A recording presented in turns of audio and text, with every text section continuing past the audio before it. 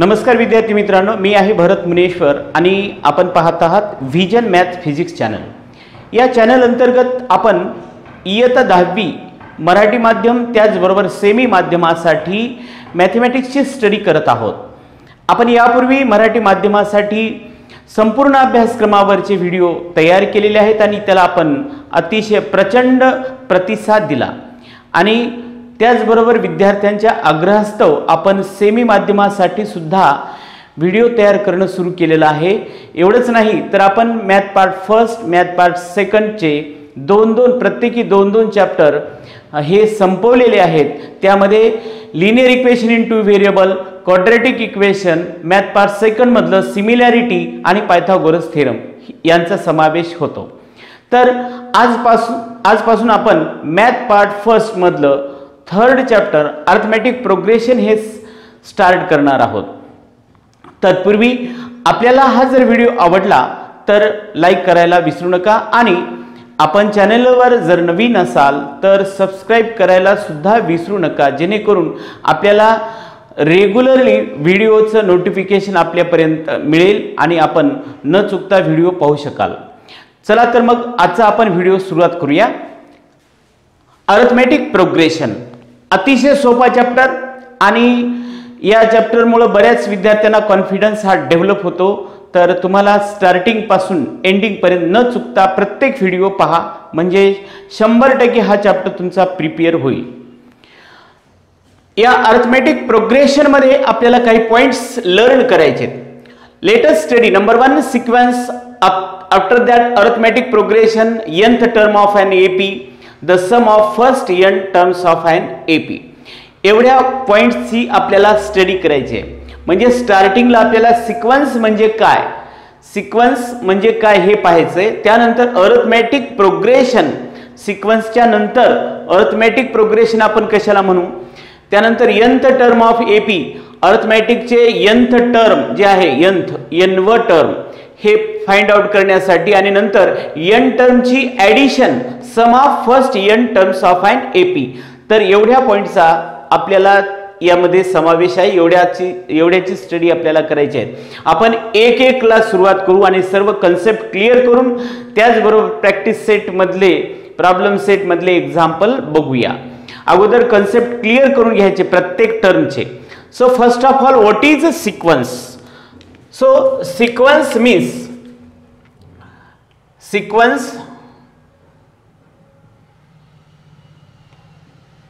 is collection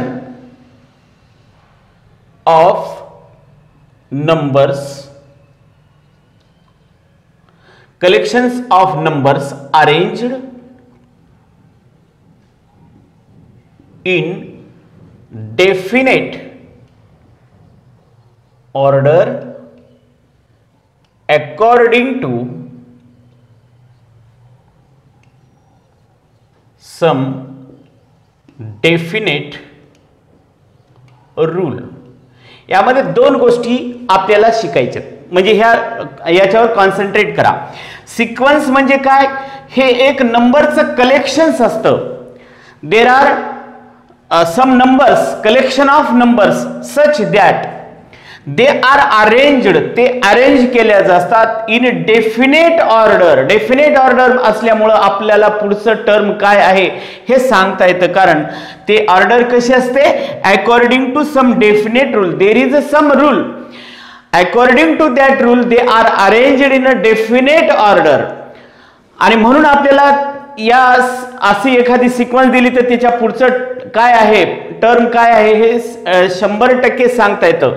आपण याच्यामध्ये काही एग्जाम्पल बघूया। For example 1 2 3 4।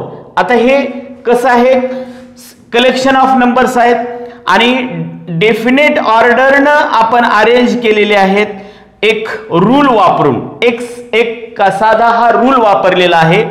तर 1 च्या नंतर 2, 2 च्या नंतर 3, 3 च्या नंतर 4, आपण याच्या पुढे कितीही नंबर सांगू शकतो, कारण हे जे अरेंज केलेले डेफिनेट सिक्वेन्सनं जे काय अरेंज केलेले आहेत रूल नुसार ते नंबर्स असल्यामुळे आपल्याला याच्या पुढचा कोणता नंबर आहे हे सांगता येतं।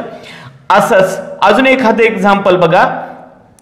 1 3 5 7 9 डॅश. अजून आपण सांगू शकतो हे 1, त्याच्यानंतर 3, त्याच्यानंतर 5, त्याच्यानंतर 7, त्याच्यानंतर 9, त्याच्यानंतर 11, त्याच्यानंतर 13 असं प्रत्येक टर्म सांगू शकतो, कारण हे सुद्धा कलेक्शन आहे नंबरचं, पूर्णपणे कलेक्शन नंबरचं आहे, arranged in a definite order. सारख्या म्हणजे काही डेफिनेट ऑर्डर आहे त्या ऑर्डरनं अरेंज केलेले आहेत.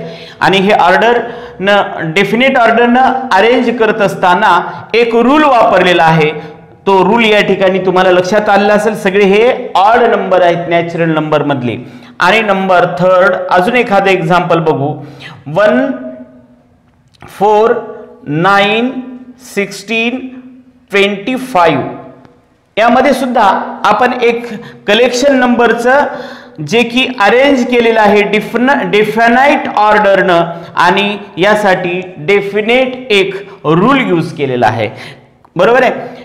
या प्रत्येक याच्यासाठी आपल्याला सांगता येतं हे काय आहे, आर सिरियल नंबर. हे सगळे सिरियल नंबर आहेत. Serial number in set of natural number. हे सगळे सिरियल नंबर आहेत, एकानंतर एक. बरोबर आहे. काउंटिंग नंबर म्हणतो आपण. 1 2 3 4 सिरियल नंबर आहेत.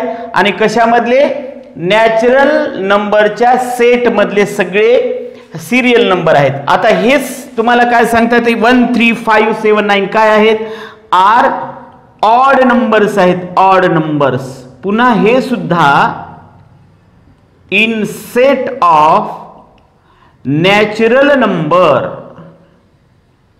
हे सुद्धा कशामधले आहेत, नॅचरल नंबर्स मधले सगळे ऑड नंबर्स आहेत. आणि हे या ठिकाणी हा जो डेफिनेट रूल वापरलेला आहे त्यानुसार आपल्याला पुढचा नंबर सांगता येतो. त्याच्यानंतर हे सुद्धा सांगता येतं, आर हे सगळे बघा स्क्वेअर्स आहेत. 1 स्क्वेअर आहे, 4 स्क्वेअर आहे, 9 स्क्वेअर आहे, 16 स्क्वेअर आहे, 25 सुद्धा स्क्वेअर आहे. आर स्क्वेअर्स हे सुद्धा कशामधले आहेत, are in set of natural number. मग आता तुम्हाला हे सिक्वेन्स बद्दलची इन्फॉर्मेशन सफिशियंट आहे, लक्षात आली असेल. सिक्वेन्स काय असतं, sequence is the collection of numbers. हे एक नंबरचं कलेक्शन आहे, अरेंज्ड इन डेफिनेट ऑर्डर, जे की डेफिनेट ऑर्डरनं अरेंज केलेलं असतं according to some definite rule, that is called as a sequence. Sequence is the collection of numbers arranged in definite order according to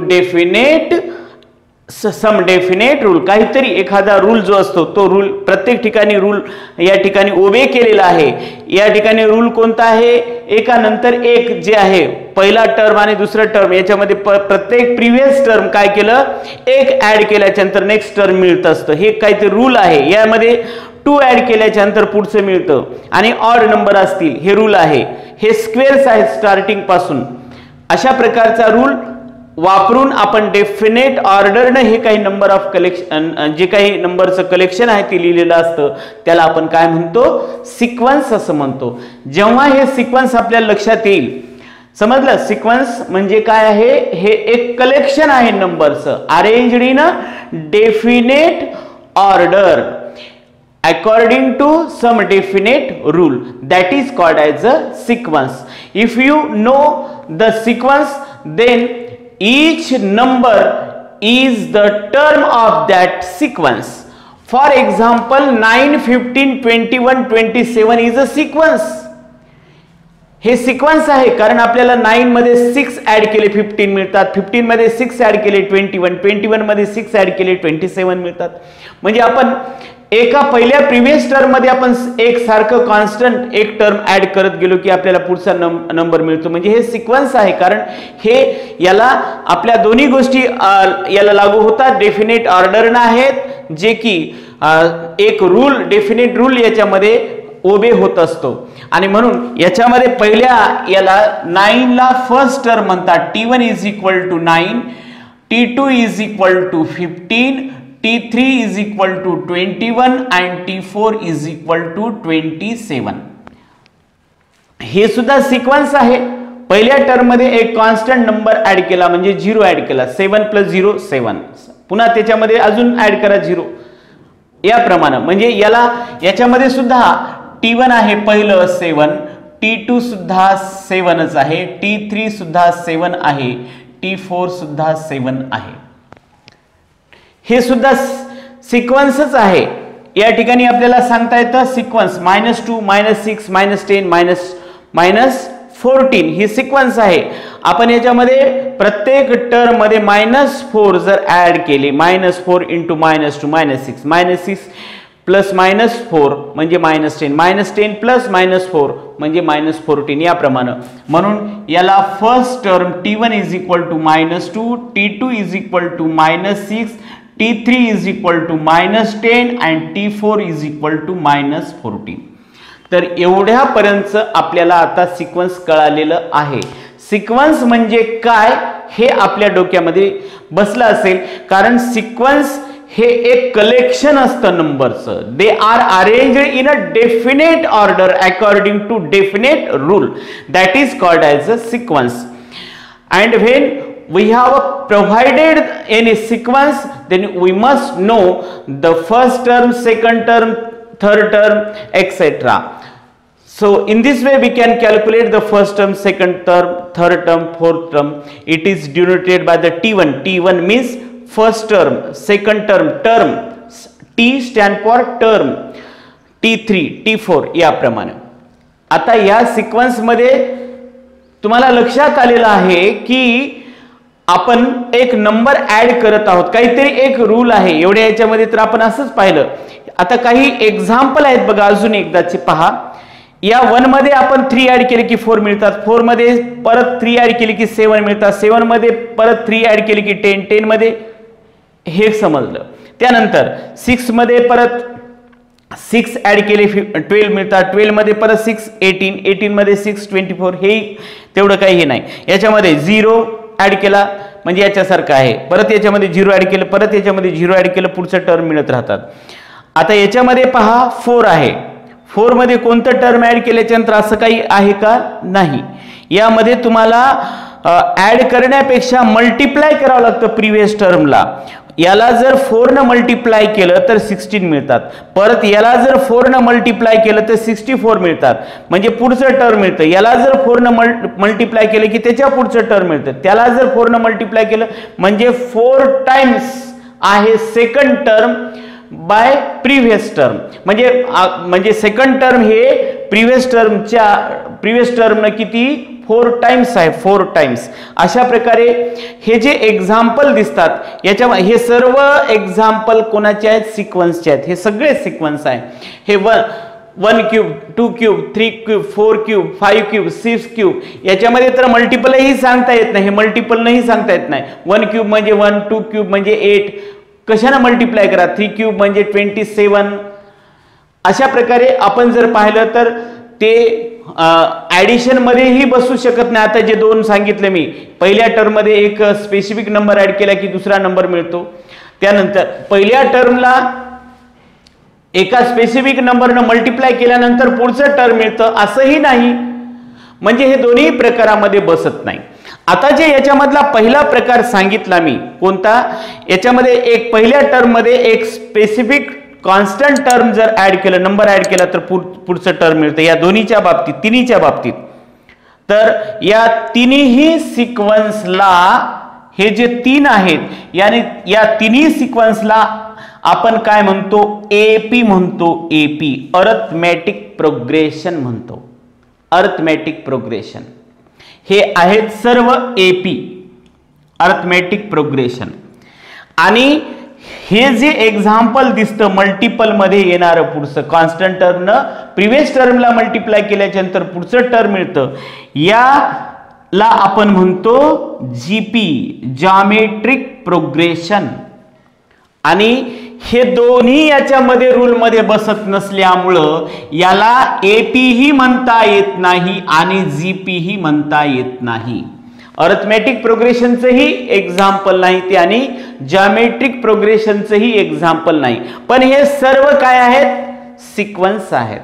sequence मध्ये सिक्वेन्समध्ये दिलेल्या सिक्वेन्समध्ये जर आपण एका पहिल्या टर्ममध्ये एक कॉन्स्टंट नंबर ऍड केल्याच्या नंतर पुढचं टर्म मिळत असेल, परत त्या नंबरमध्ये एक कॉन्स्टंट नंबर ऍड केल्याच्या नंतर त्याच्या पुढचं टर्म मिळत असेल, तर त्यावेळेस आपण त्याला अरिथमॅटिक प्रोग्रेशन असं म्हणतो. आणि जॉमेट्रिक प्रोग्रेशन मध्ये फर्स्ट टर्मला जर एका कॉन्स्टंट नंबरनं मल्टिप्लाय केला तर सेकंड टर्म मिळतं. सेकंड टर्मला जर एका कॉन्स्टंट नंबरनं मल्टिप्लाय केलं तर थर्ड टर्म मिळत असतं. अशा प्रकारचे जे सिक्वेन्स असते ती जॉमेट्रिक प्रोग्रेशन असते. पण यामध्ये मात्र अशा प्रकारचा कुठलाही रूल दिसून येत नसल्यामुळं याला आपण एपी ही म्हणू शकत नाही आणि जीपी ही म्हणू शकत नाही.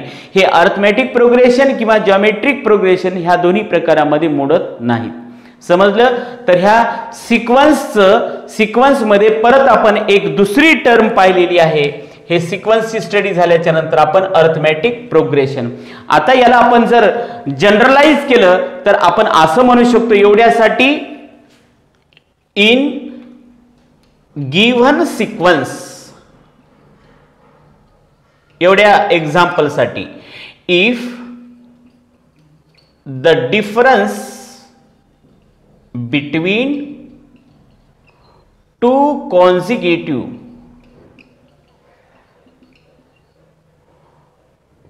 consecutive terms, for example tn plus 1 and tn is constant, then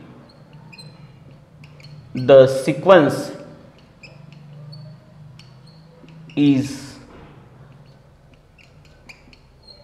is called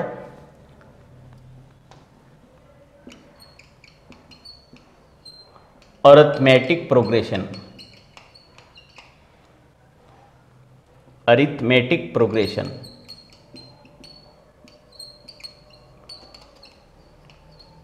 बघा, म्हणजे आपण दुसऱ्या बाजूने याला असं सांगू शकतो, हे जे मी आतापर्यंत सांगितलं, पहिल्या टर्म मध्ये दुसरी टर्म एक नंबर कॉन्स्टंट मिळवायचा सेकंड, याचा अर्थ काय होतो की कुठल्याही दोन टर्म मध्ये in a given sequence if the difference between any two consecutive terms, कुठल्याही दोन टर्म मधलं consecutive means successive, if the difference between any two consecutive terms is constant, then the sequence is called as a arithmetic progression.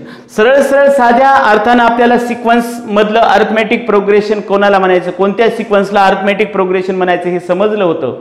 मग आपल्याला आता definite सांगता आलं पाहिजे की अरिथमॅटिक प्रोग्रेशन म्हणजे काय. अरिथमॅटिक प्रोग्रेशन म्हणजे काय, दिलेल्या सिक्वेन्स मध्ये कुठल्याही दोन कॉन्सिक्युटिव्ह टर्म मधला डिफरन्स जर कॉन्स्टंट येत असेल तर त्या सिक्वेन्सला आपण काय म्हणायचं, अरिथमॅटिक प्रोग्रेशन, जे की आपल्या चॅप्टरचं नाव आहे. ठीक आहे. इन गिव्हन सिक्वेन्स, या दिलेल्या सिक्वेन्स मध्ये if the difference between any two consecutive term is constant, आपण कन्सिडर केलं there are tn plus 1 terms आहेत, म्हणजे tn प्लस 1 हे लास्ट झालं, त्याच्या अगोदरचं टर्म कोणतं tn, मग या दोघांमधला फरक हे जर कॉन्स्टंट आला, कुठल्याही दोन टर्म मधला फरक घ्या, ते जर कॉन्स्टंट आला तर त्या सिक्वेन्सला आपण अरिथमॅटिक प्रोग्रेशन असं म्हणतो. बघा, कुठलेही दोन टर्म घ्या, 4 - 1 3, 7 - 4 3, 10 - 7 3, 13 - 10 याच्यामध्ये बसलं या डेफिनेशन मध्ये. ही झाली याची डेफिनेशन अरिथमॅटिक प्रोग्रेशनची. अरिथमॅटिक प्रोग्रेशनची डेफिनेशन काय, in given sequence if the difference between any two successive terms is constant, then the given sequence is called as arithmetic progression. म्हणून आपण त्याला अरिथमॅटिक प्रोग्रेशन असं म्हणू शकतो. यामध्ये सुद्धा बघा, 12 - 6 6, 18 - 12 6, 24 - 18 6, यामध्ये 3 - 3 0, 3 - 3 0, 3 - 3 0, पण याच्यामध्ये नाही 16 - 4 हे याचा डिफरन्स जो आहे 64 - 1 16 याचा डिफरन्स सेम येत नाही. म्हणजे कुठल्याही दोन टर्मचा कॉन्सिक्युटिव्ह टर्म मधला डिफरन्स हा कॉन्स्टंट येत नसल्यामुळे याला आपल्याला एपी म्हणता येत नाही. म्हणजे एपीचे हे उदाहरण आहेत अरिथमॅटिक प्रोग्रेशनचे. ओके, तर आपल्याला हे अरिथमॅटिक प्रोग्रेशन मध्ये जे काही आहे, आता आपल्याला जर समजा एखाद्या वेळेस अर्थमॅटिक प्रोग्रेशन एक काढायचे आहे, एक टर्म दिलेला आहे, यावरून सर्व लक्षात येतं. If AP having first term as a, पहिलं टर्म एपीचं पहिलं टर्म ए आहे आणि त्याच्यातला कॉमन डिफरन्स आहे डी. आता सांगितलं ना कॉमन डिफरन्स असतो त्याच्यामध्ये, आणि हा कॉमन डिफरन्स जो आहे तो कसा पाहिजे, कॉन्स्टंट पाहिजे. तर कॉन्स्टंट डिफरन्स समजा डी आहे आणि पहिलं टर्म एक माहिती आहे आपल्याला, तर ती अर्थमॅटिक प्रोग्रेशन आपण सहज काढू शकतो. हे पहिलं टर्म म्हणजे T1 म्हणतो आपण त्याला ए. दुसरं टर्म याला आपण काय म्हणायचं, फर्स्ट टर्म T1. दुसरं टर्म काय सांगितलं मी, T1 मध्ये आपला कॉन्स्टंट ऍड करा, बरोबर आहे. म्हणजे T1 काय आहे आपलं, T1 is equal to a plus d. त्यानंतर T3 काढायचं, T3 म्हणजे T2 प्लस डी. T2 काय आलं होतं आपलं, ए प्लस डी आहे, आणि प्लस हे परत डी, म्हणजे काय झालं, ए प्लस 2d. त्याच्यानंतर T4, आता याच्यावरून सांगता येतं is equal to a plus हे काय झालं, ए 2d तर आहेच, प्लस 1d म्हणजे 3d होतं. आणि T5 जे आहे is equal to a plus 4d. याप्रमाणे मग तुम्हाला ते लिहिता येईल. पहिलं आहे ए, दुसरं टर्म आहे ए प्लस डी, तिसरं आहे ए प्लस 2d, ए प्लस 3d, ए प्लस 4d. ही झालं आपलं एपी. म्हणजे कुठलंही टर्म आपण समजा एक टर्म घेतलं, पहिलं ए इज इक्वल टू, एक्झाम्पल बघा, आपण जर ए इज इक्वल टू 1 घेतलं आणि कॉमन डिफरन्स जर समजा याच्यामध्ये काय घेतला, 3 घेतला. आता आपल्याला ते एपी काढायचंय. मग आपण काय करणार, पहिलं term T1 is equal to, त्यालाच ए म्हणतो, इज इक्वल टू किती आहे 1. आता T2 कसं काढतो, T2 म्हणजे T1 प्लस डी, म्हणजे T1 किती आहे 1 आणि डी किती प्लस 3, म्हणजे किती झालं 3 प्लस 1 म्हणजे 4. T3 घ्यायचंय, T3 is equal to T2 plus d. T2 किती आलं होतं 4, डी किती आहे 3 7. त्याच्यानंतर T4 किती आहे T3 प्लस डी, त्याच्यानंतर T3 7 आणि डी किती आहे आपलं 3, म्हणजे किती झालं 10. मग आता आपलं काय मिळालं, एपी काय मिळालं, पहिलं आहे 1, त्याच्यानंतर 4, त्याच्यानंतर 7, त्याच्यानंतर 10. आता याच्यामध्ये बघा प्रत्येक टर्म मध्ये आपण जर 3 ऍड केले, याच्यामध्ये 3 ऍड केले 4, याच्यामध्ये 3 ऍड केले 7, याच्यामध्ये 3 ऍड केले 10, अशा प्रकारचं हे एपी मिळतं. ठीक आहे. आता ह्याच्यामध्ये आपण 2 बाबीची स्टडी केलेली आहे. पहिलं सिक्वेन्स म्हणजे काय, त्यानंतर अर्थमॅटिक प्रोग्रेशनची डेफिनेशन आणि दिलेल्या सिक्वेन्स मधलं अर्थमॅटिक प्रोग्रेशन आहे किंवा नाही ते ओळखणे. त्यानंतर त्याच्यामध्ये एक पहिलं टर्म दिलं असेल आणि कॉमन डिफरन्स दिल्याच्या नंतर ते एपी कसं फॉर्म करायचं, एवढ्या बाबीचा आपण याच्यामध्ये विचार केलेला आहे. बघा आता आपल्याला अर्थमॅटिक प्रोग्रेशन कशाला म्हणायचं हे समजलेलं आहे. आता आपण प्रॅक्टिस सेट 3.1 मध्ये काही सिक्वेन्सचे एक्झाम्पल दिलेले आहेत. त्या सिक्वेन्सच्या एक्झाम्पल मधून फाइंड आउट करू की आपलं अर्थमॅटिक प्रोग्रेशन एपी कोणतं आहे. तर स्टार्टिंगचं बघा 2 4 6 8. तर आपल्याला याला माहितच झालं, याला फर्स्ट टर्म म्हणतो. T1 is equal to 2, T2 is equal to 4, T3 is equal to 6, T4 is equal to 8. ठीक आहे, हे टर्म झाले. त्यानंतर T1 चं माहित झालं आपल्याला. आता काय करू आपण, T2 minus T1. T2 minus T1 means 4 minus 2. त्याच्यानंतर T3 मायनस T2. T3 किती आहे 6 आणि T2 4. त्याच्यानंतर T4 मायनस T3. T4 किती 8 मायनस T3 किती 6. बरोबर आहे. आता हे पहा 4 मायनस 2 म्हणजे 2, 6 मायनस 4 म्हणजे परत 2, 8 मायनस 6 म्हणजे 2. म्हणजे कॉमन डिफरन्स काय मिळालेला आहे, D इज इक्वल टू 2 मिळालेला आहे.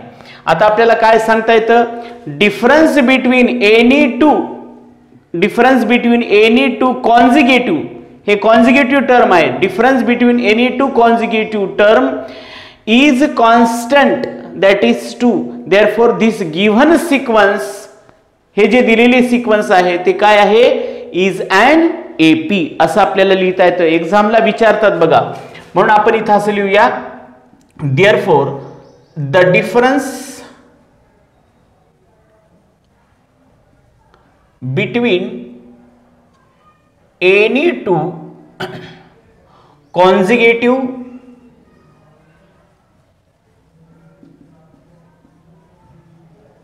terms is constant.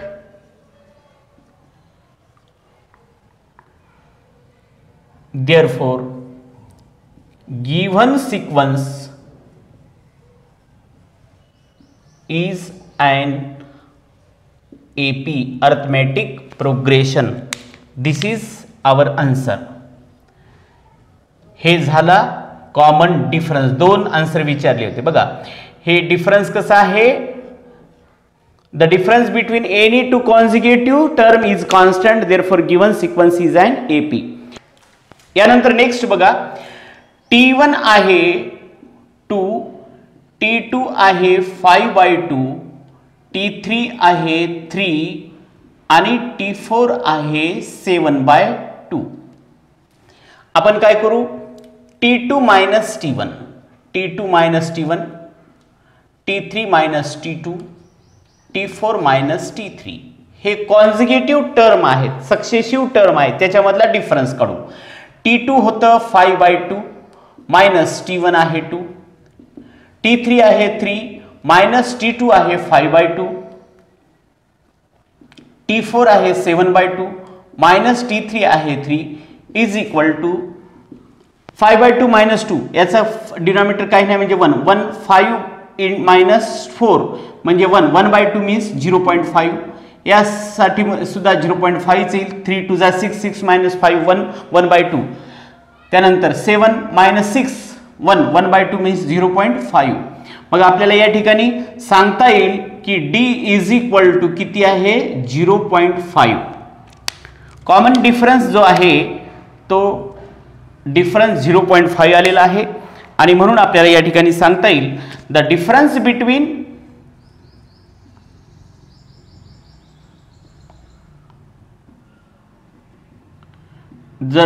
Between any to consecutive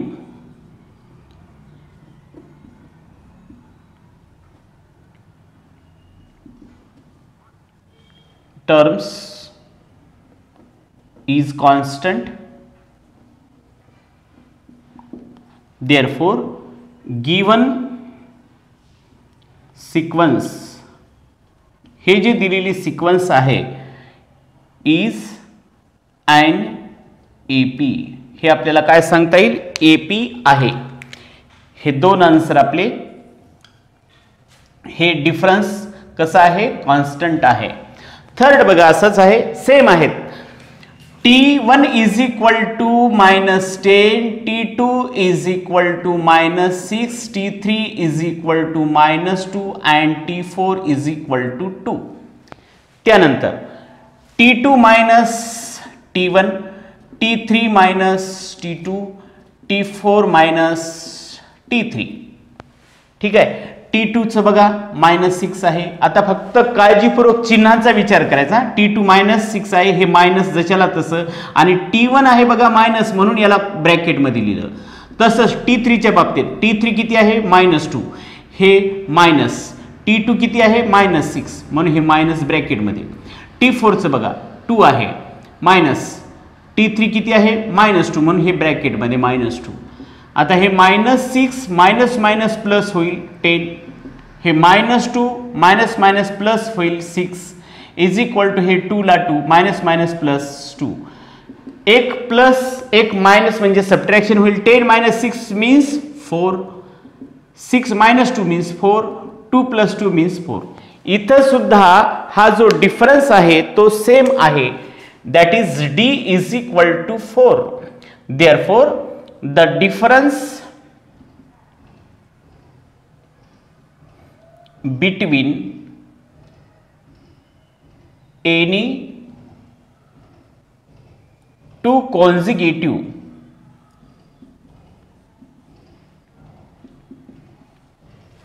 terms is constant, therefore given sequence is an AP. हे कॉमन डिफरन्स विचारला होता. त्यानंतर AP आहे किंवा नाही हे कन्फर्म करायचं होतं. ह्या दोन्ही आन्सर काढलेले आहेत याच्यावरून, कारण the difference between any two consecutive term is constant असं आहे. त्यावरून आपण सांगितलं की given sequence is an AP. यानंतरचं एक्झाम्पल पहा. हे T1 आहे 0.3, T2 आहे 0.33, T3 आहे 0.333 डॅश असे याप्रमाणे येतं. यातले टर्म घ्या. T1, T2, T3 घेतलं. आता T2 मायनस T1 हे घ्या. त्यानंतर हे T2 किती आहे 0.33 मायनस 0.3. हे जर मायनस केलं आपण 0.3 जर मायनस केलं तर 0.03 मिळतं. पुढे T3 मायनस T2, T3 किती आहे 0.333 आणि त्याच्यानंतर T2 किती आहे 0.33. तर हे काय होईल, हे 0 होईल, हे 0 होईल, 0.003. आता पाहून घ्या याच्यामध्ये डिफरन्स जो आहे हा डिफरन्स सारखा नाही. बरोबर आहे. या ठिकाणी आपल्याला सांगता येतं the difference between any two consecutive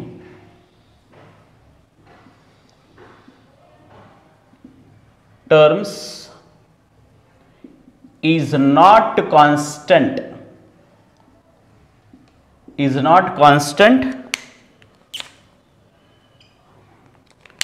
therefore the given sequence is not an AP. हे आपल्याला अर्थमॅटिक प्रोग्रेशन नाही असं सांगावं लागेल. ठीक आहे. तर असे एक्झाम्पल तुमच्या प्रॅक्टिस सेटमध्ये आहेत, आपण ते बघावेत आणि सॉल्व्ह करावेत.